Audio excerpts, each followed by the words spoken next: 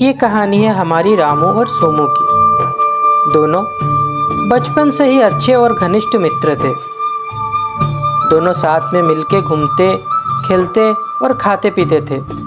दोनों अभी बड़े हो चुके हैं और दोनों की शादी भी हो चुकी है। रामू की पत्नी का नाम है सीता, जो कि बहुत ही समझदार और सहनशील है, और उनकी एक प्यारी सी बेटी भी है। सोमू की पत्नी का नाम सीमा है और उनकी 2 प्यारे से बच्चे हैं। रामू और सोमू दोनों एक बड़े व्यापारी के वहाँ काम करते थे और उनकी दिन बहुत अच्छे से कट रही थी। पर अभी कुछ दिनों से रामू के पास कोई भी काम नहीं रहा, तो उनके घर में परेशानियां बढ़ने लगी है। रामू और उसकी पत्नी बातें करते हैं। ऐसे कब तक चलेगा? हमें घर चलाने के लिए पैसों की जरूरत तो बहुत है। मैंने माँ से जो भी सोने के गहने लाए थे, एक एक करके सारे बेच चुकी हूँ। दुकानदार भी और राशन देने से मना कर रहा है।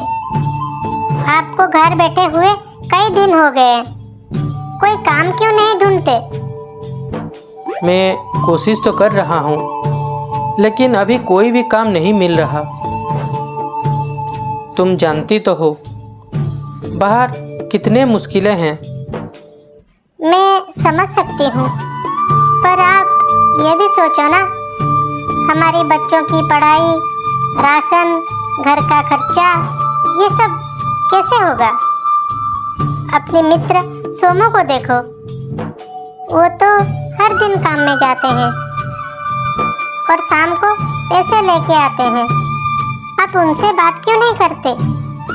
क्या पता वो आपकी मदद कर दे और आपको कहीं काम मिल जाए। तुम ठीक कहती हो सीता, मुझे सोमू से बात करनी होगी। तुम टेंशन मत लो, मैं सब कुछ ठीक कर दूंगा। मुझे बस कुछ समय चाहिए। अगले ही दिन रामू सोमू के घर जाता है। घर पर कोई है क्या? सोमू भाई, ओ सोमू भाई, मैं तुम्हारा दोस्त रामू आया हूँ। अरे रामू भैया नमस्ते, बताए कैसे आना हुआ? जरा सोमू से मिलना था, उसे बुला देना थोड़ा। रामू भैया वो तो अभी घर पर नहीं है, शायद भरत चाचा के खेत में होंगे। आप वहाँ चले जाइए, उनसे मिल लेना। रामू सोमू को ढूंढते ढूंढते भरत चाचा के खेत की ओर चलता है। देख सोमू भाई, बहुत दिनों से मुझे कोई काम नहीं मिल रहा, इसीलिए मैं घर में बैठा हूँ और पैसों की काफ़ी प्रॉब्लम्स आ रही है। तो अपनी सेठ जी से बात करके मेरे लिए कोई काम की बंदोबस्त कर देना भाई। अगले ही दिन सुबह दोनों दोस्त चलते हैं सेठ जी के घर। उनका घर थोड़ा सा ही दूर एक गांव में था। दोनों चल के जा रहे थे। अचानक रास्ते में काली बादल आते हैं और बारिश शुरू हो जाती है। दोनों एक पेड़ के नीचे खड़े हो जाते हैं। बारिश और बढ़ती जाती है। रामू भाई, सोमू, इतने बारिश में हम आगे नहीं जा सकते। भीग गए तो हम बीमार पड़ जाएंगे। तभी रामू की नज़र पास की एक कुटिया में पड़ती है। भाई सोमू, क्यों ना हम उस कुटिया में जाएं और वहाँ किसी की मदद मांगें। क्या पता वो हमें थोड़ी देर उसकी कुटिया में रुकने को दे, जब तक ये बारिश थम जाए। कोई है क्या? कोई है क्या घर पर? इस बारिश में हमें थोड़ी सी मदद चाहिए था। आओ, आ जाओ घर के अंदर। अम्मा, हमें थोड़ी सी मदद की ज़रूरत है। हम पास के ही गांव के ओर जा रहे थे। बाहर बहुत ज़ोरों शोरों से बारिश हो रही है। आप चाहें तो हम थोड़ी देर आपकी झोपड़ी में गुजार सकते हैं। बस बारिश रुकते ही हम चले जाएंगे। हाँ, क्यों नहीं बेटे, आओ बैठ जाओ। तुम जितनी देर चाहो यहाँ बैठ सकते हो। दादी माँ चूल्हे में खाना बना रही थी और खाने से बढ़िया सुगंध आ रहे थे। दोनों रामू और सोमू इतनी देर तक चलने के कारण दोनों बहुत थक गए थे और दोनों को काफ़ी भूख भी लग रहा था। खाने की खुशबू की और दोनों की आंख बार बार खींच रही थी, पर दोनों ये सोच के मन को मार देते थे कि अकेली बूढ़ी माँ अपने लिए बस थोड़ा सा ही बनाया होगा। अम्मा ने उनकी मन की बात पढ़ ली और खाना बन जाने के बाद, बेटे आ जाओ, खाना बन चुका है, आओ कुछ खा लो। बारिश भी अभी तक तो नहीं रुका है, खाना खा लेना और चले जाना। दोनों हिचकिचाते हुए, नहीं अम्मा, आप खा लो, हमें भूख नहीं है, हम घर से खा के आए हैं।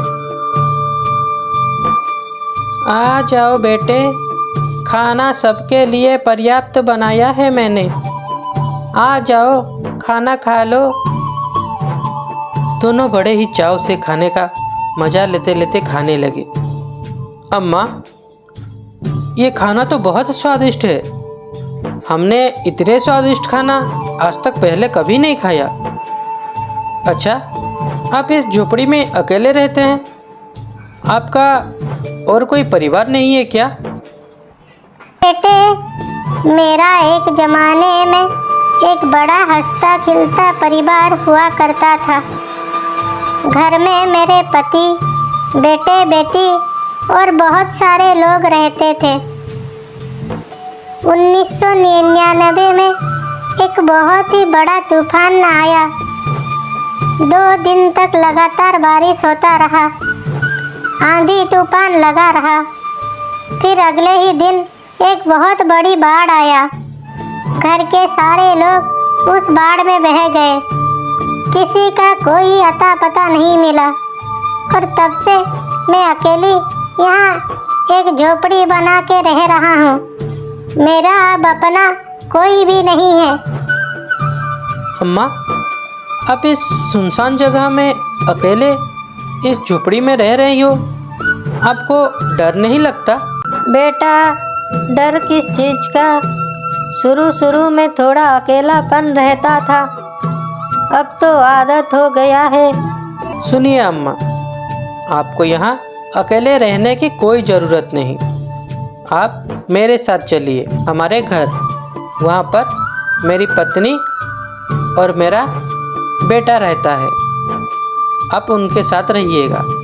नहीं बेटा, अब मैं यहाँ बहुत खुश हूँ।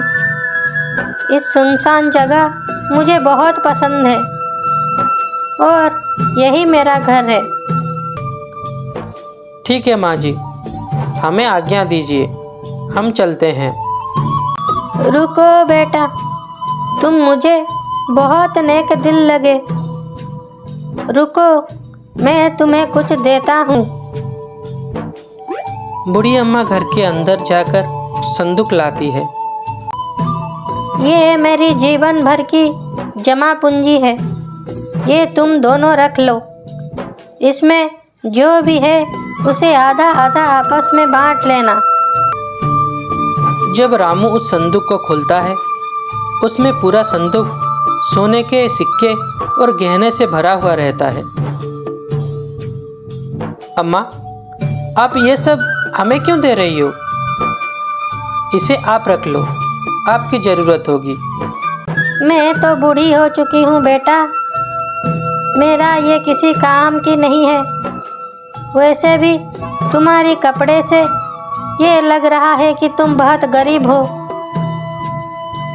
तो तुम इसे ले जाओ और दोनों आपस में बांट लेना। रामू और सोमू दोनों बहुत खुशी खुशी अपने गांव लौटने लगे और मन ही मन कितने सारे सपने सजा रहे थे। रामू सोच रहा था,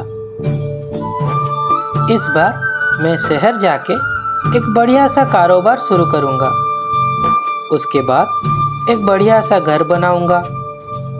घर के आंगन में बढ़िया सा बगीचा होगा। उसके बाद मेरी बच्ची को एक बढ़िया सा स्कूल में एडमिशन करवाऊँगा। और मेरी बीबी के लिए भी घर में एक बढ़िया सा मंदिर बनाऊँगा। सोमू सोच रहा था।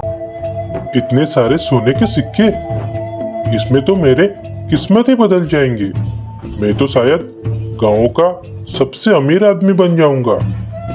सबसे पहले मैं एक सुंदर सा घर बनाऊंगा जिनमें नौकर चाकर मेरे आगे पीछे टहलेंगे। इतने सारे सोने के सिक्के में तो सारे जिंदगी बैठ के खाऊंगा। मुझे तो कोई काम धंधा करने की जरूरत ही नहीं पड़ेगी। तभी रामू बोलता है, सोमू भाया, घर पहुंचकर हम इन सिक्कों को आधा आधा बांट लेंगे। ये सुनकर सोमू सोचने लगता है, क्या इन सिक्कों को आधा आधा बांटना, यानी मेरे सारे सपनों को भी आधा आधा बांटना पड़ेगा? नहीं नहीं नहीं, मैं ऐसे होने नहीं दूंगा। मैं इनमें से आधे हिस्से रामू को नहीं दूंगा और इसके लिए मुझे कुछ प्लान बनाना पड़ेगा ताकि सारे सिक्के मेरे हो जाए। ये सोचते सोचते दोनों जा रहे थे। रास्ते में एक बड़ी सी नदी आती है। तभी सोमू के दिमाग में एक प्लान आता है कि रामू को नदी में धकेल दिया जाए तो सारा सोने का सिक्का मेरा हो जाएगा। और तभी सोमू रामू को नदी में धक्का दे देता है। आगे की कहानी सुनने के लिए हमारे साथ बने रहिए। चैनल को सब्सक्राइब कीजिए, वीडियो को लाइक कीजिए और कमेंट जरूर कीजिएगा।